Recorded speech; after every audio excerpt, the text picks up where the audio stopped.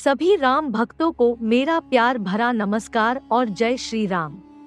5100 सालों से ये इच्छाधारी बंदर सुग्रीव की गुफा में गुप्त खजाने की रक्षा कर रहा है।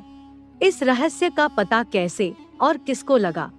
क्या वो इस खजाने को अपने कब्जे में कर पाया या नहीं? आज इन सभी बातों से पर्दा हटाया जाएगा। बड़े ध्यान से और अंत तक इस वीडियो को अवश्य देखिएगा।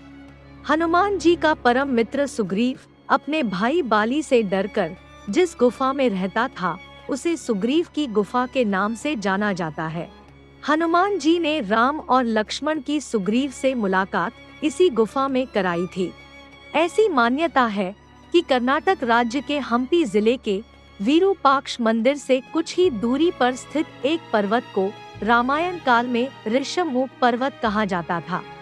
सुग्रीव की गुफा इसी ऋषभमुख पर्वत में स्थित है और एक इच्छाधारी बंदर पिछले 5100 सालों से यहाँ एक गुप्त खजाने की पहरेदारी करके उसकी रक्षा कर रहा है।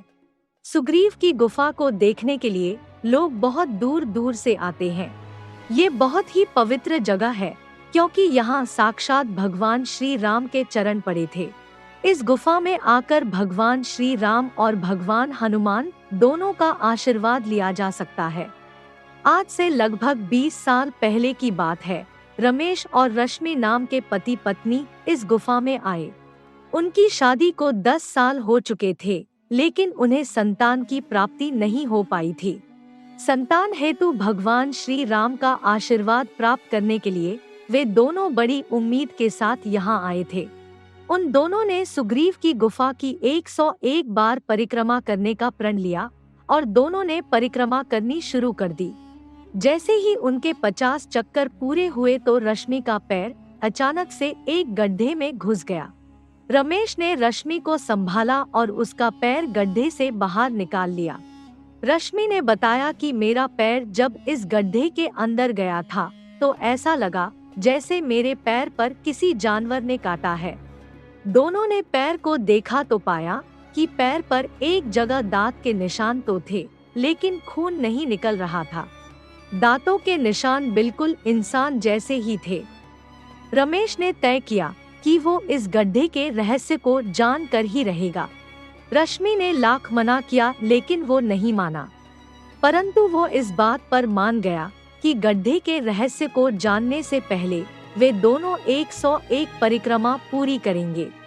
उन्होंने 101 परिक्रमा पूरी की और उन्हें परिक्रमा करते करते शाम हो गई। अब वहाँ वो दोनों एकदम अकेले थे। दोनों ने कुछ देर आराम किया और खाना खाया। फिर रमेश ने उस गड्ढे को थोड़ा चौड़ा किया। इसके बाद वो गड्ढे के अंदर देख पा रहा था। अंदर का नजारा देखकर उसके रोंगटे खड़े हो गए। ऐसा दृश्य उसने आज से पहले कभी नहीं देखा था। उसने देखा कि नीचे एक और बहुत बड़ी गुफा है जो सोने चांदी और हीरे मोती से भरी पड़ी है। उस खजाने के पास ही एक बंदर बैठा है। वो बंदर रमेश की तरफ देखकर उंगली से उसे चले जाने का इशारा कर रहा था। रमेश ने ये बात अपनी पत्नी को बताई। रश्मि ने रमेश को वहां से चलने के लिए बड़ी मुश्किल से मनाया। रमेश ने उस गड्ढे को एक बड़ा पत्थर और ऊपर से मिट्टी डालकर बंद कर दिया, लेकिन रमेश के दिल में लालच का बीज डल चुका था। वे दोनों अपने घर वापस आ गए। ठीक 9 महीने बाद उन्हें बेटे के रूप में संतान की प्राप्ति हुई। भगवान श्री राम ने आशीर्वाद देकर उनकी मनोकामना पूरी कर दी थी। वो दोनों बहुत खुश थे क्योंकि शादी के 11 साल बाद उनके घर में बच्चे की किलकारी गूंजी थी। रश्मि ने रमेश से कहा कि तुम फिर से सुग्रीव की गुफा में जाओ और इस बार भगवान के इस आशीर्वाद का हम दोनों की तरफ से धन्यवाद करके आओ। रमेश सुग्रीव की गुफा में आया और फिर से 101 परिक्रमा करने का प्रण धन्यवाद करने के लिए लिया। उसकी परिक्रमा में वो गड्ढे वाली जगह बार बार पड़ती थी, लेकिन रमेश अपने मन को समझाकर अपनी परिक्रमा जारी रखता था। उसने 101 परिक्रमा पूरी कर ली और अंधेरा हो जाने के कारण गुफा में ही आराम करने का निश्चय किया। रात में उसके दिल में लालच इतना बढ़ गया कि वो उस गड्ढे के पास चला गया। उसने गड्ढे से पत्थर हटा दिया। अंदर मौजूद दौलत की चकाचौंध ने उसकी बुद्धि फेर दी थी। उसने बंदर को ललकारा और कहा कि क्या तू मुझे इस खजाने में से थोड़ा सा खजाना लेकर नहीं जाने देगा? बंदर बोला कि मैं यहाँ रहकर इस खजाने की रक्षा नहीं, बल्कि इस खजाने से तुम जैसे लालची लोगों की रक्षा करने के लिए पहरा दे रहा हूँ। रमेश ने इस बात को बंदर की चालाकी समझा और बंदर से कहा कि मेरी रक्षा करने की कोई जरूरत नहीं है, मुझे बस थोड़ा खजाना यहाँ से लेकर जाने दो। बंदर ने कहा कि ये एक शापित खजाना है, इस खजाने से तू बर्बाद हो जाएगा। मेरी बात मान ले और अपने घर वापस लौट जा। लेकिन रमेश नहीं माना और गुफा में गड्ढे से नीचे कूद गया। उसके कूदते ही वो बंदर भी हंसते हंसते गायब हो गया। रमेश ने उस खजाने में से हीरे मोती और सोने की एक पोटली बनाई और बाहर आ गया। उसके पास करोड़ों रुपए का खजाना था। वो उसको लेकर घर आ गया और रश्मि से पूरी घटना का वर्णन किया। रश्मि की आंखों पर भी लालच के कारण पर्दा पड़ गया था। वो दोनों शहर जाते और धीरे धीरे उस खजाने को बेचकर पैसों में बदलने लगे। उनके पास बहुत सारा पैसा इकट्ठा हो गया और वो ऐशो आराम का जीवन जीने लगे।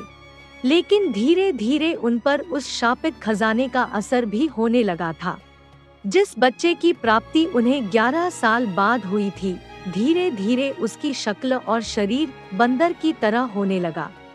रमेश और रश्मि के शरीर पर भी लंबे लंबे बाल उगने लगे। वो दोनों समझ गए कि ये सब उस शापित खजाने की वजह से ही हो रहा है। रमेश शहर के एक बड़े हनुमान मंदिर में गया और वहाँ के सिद्ध महात्मा को सारी बात बताई।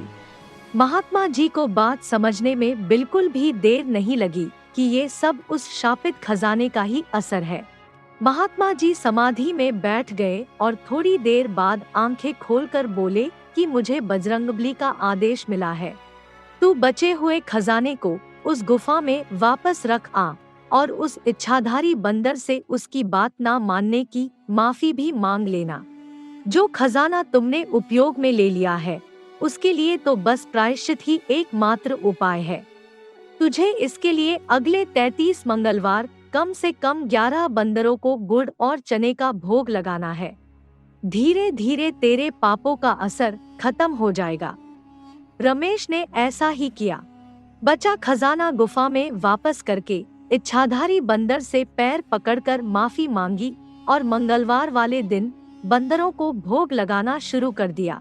धीरे धीरे उनका और उनके बच्चे का शरीर सामान्य होने लगा और 33 मंगलवार के बाद वे बिल्कुल ठीक हो गए। इस प्रकार कभी भी अपने लालच को अपने ऊपर हावी नहीं होने देना चाहिए।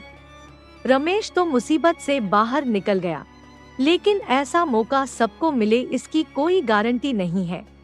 इस घटना के बारे में आपके क्या विचार हैं?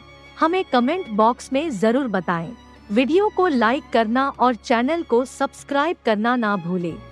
मैं जल्द ही एक और घटना को आपके लिए लेकर आऊंगी। तब तक के लिए आप सभी को जय श्री राम और नमस्कार।